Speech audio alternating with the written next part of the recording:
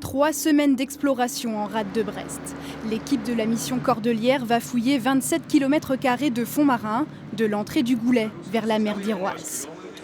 Le temps de mettre tout le monde sur le pont, mettre les voiles, etc. La flotte française, ils choisissent directement de se réfugier. Depuis 40 ans, Michel Lourd, spécialiste d'archéologie sous-marine, cherche le navire de la Duchesse Anne sans relâche. C'est un naufrage qui trouve un écho extraordinaire dans toute l'Europe à l'époque. On en parle énormément.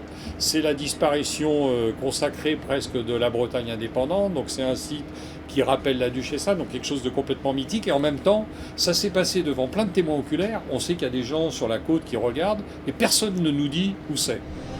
La nuit du 10 août 1512, le bâtiment breton et le navire anglais le Régent se livrent une bataille sans merci.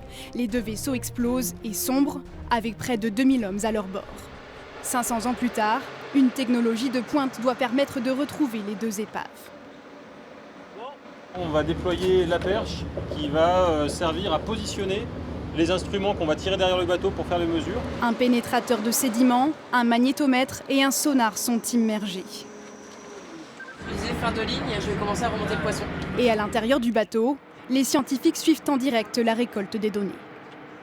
Ce qui va être le plus visuel pour nous et qui directement est indiqué sur les écrans, c'est l'image qu'on a des vestiges sur le fond.